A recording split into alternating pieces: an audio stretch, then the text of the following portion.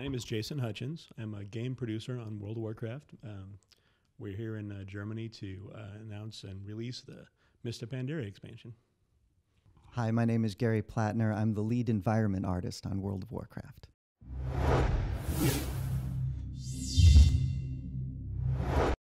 The difference between working on a Cataclysm or any of the previous expansions versus Mists of Pandaria, from a production standpoint, there's not a lot that we did different between Cataclysm and Mists of Pandaria. I mean, we've been making expansions for World of Warcraft for a while now. This is our fourth expansion, and I'd like to think that it's our biggest and best expansion yet. We added a lot of stuff to the game that is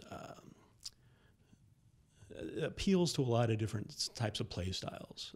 We took a look at what we did in Cataclysm from a design standpoint, and design's not my specialty, but the things that we did different are we added different types of gameplay. We took a lot of time to look at some emergent gameplay that came out of Cataclysm. We noticed that people would, especially like top-end players, would play in raids and dungeons, and they would do things like play for time, like see who could finish the encounter the fastest. And we said, hey, let's do something to support that in a way that we can support officially and kind of do for real, right?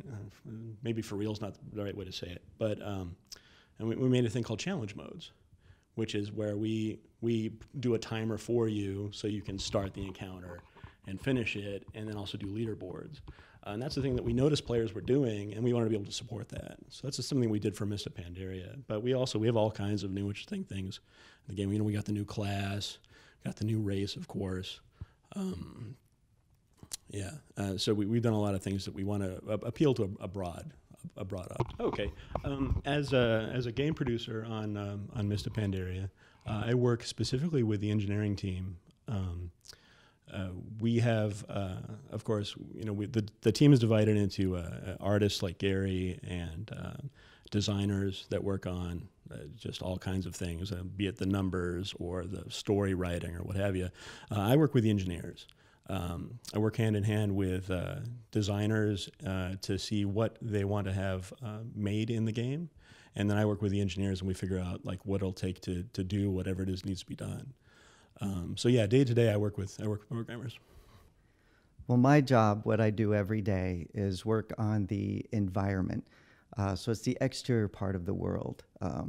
You asked earlier about the big changes between Mists of Pandaria and the other expansions. When I first started working at Blizzard, I don't know, it's been 13 years now. I've been working at Blizzard the whole time on WoW. We had a much broader responsibility as artists.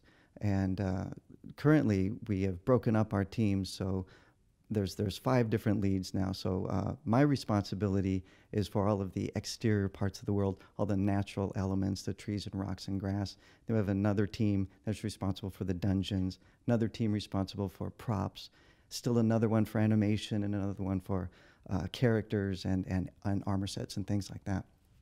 So it's nice just to be able to be responsible for one aspect of the game, which is the exterior world. I like to say that we put the world in World of Warcraft, the natural world. There are lots of new technologies that went into Mists of Pandaria, actually. From the art side, there's been some big improvements. You can see a lot further in WoW now. Our LOD has gotten a lot better. Thank you, Jason. Our buildings look better and perform better because of some work that our tech team has done.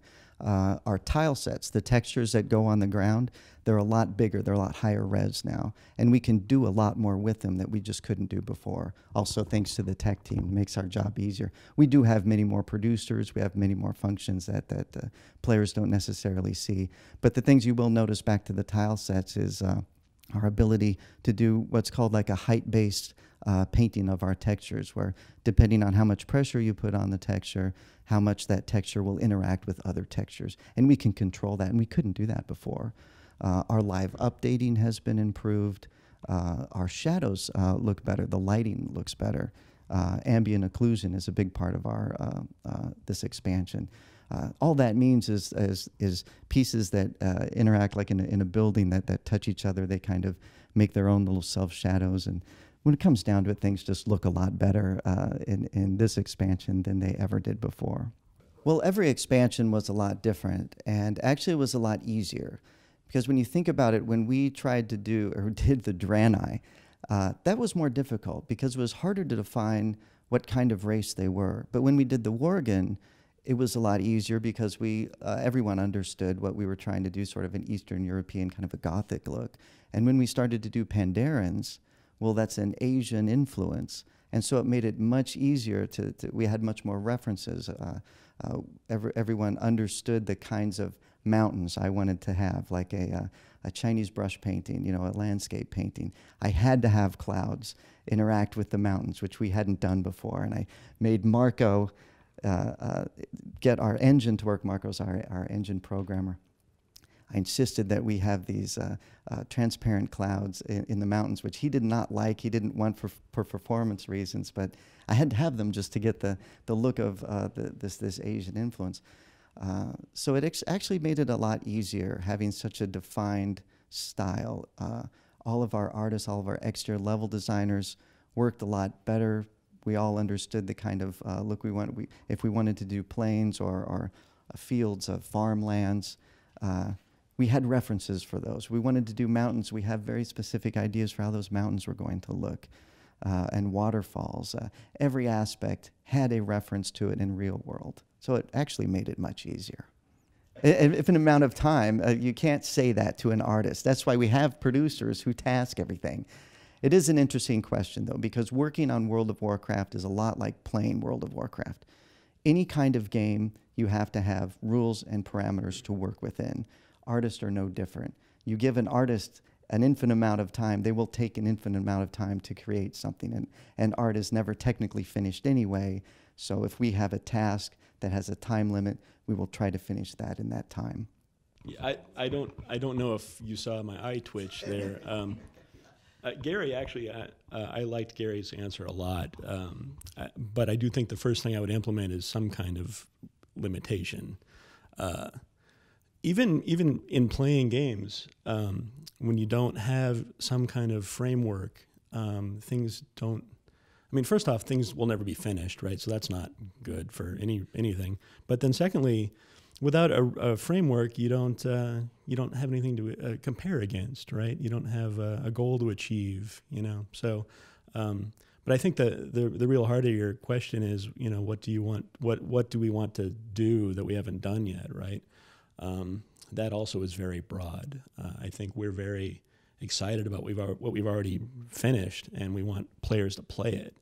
And we really want to see that feedback, and we want to see how that shakes out, what changes we're going to make in the future. And we're just excited to be here to talk about what we've done and what we want to see happen.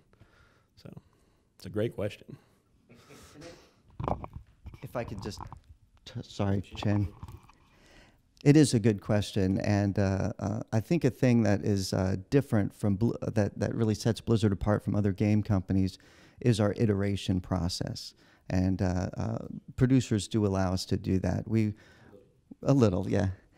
When we make a zone, for example, we'll do a concept, and then we'll try to build the zone based on the concept. And sometimes we will go through the entire process, and we've got the whole zone done, and we'll look at it and not like it.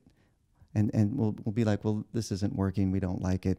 We will do it again. And we'll do it again and again and again until we are absolutely satisfied with it. So we do almost have infinite amount of time, but it is within a certain budget. But we do like to give ourselves that buffer of making it Blizzard quality.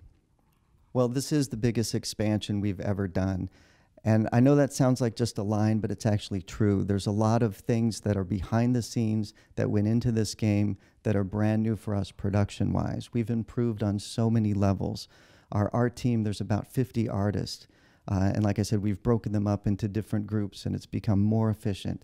We literally could not have made this game just 3 years ago. Because of our tools, because of our team, we just didn't have the resources. So this is an expansion in every part of the word that describes this game.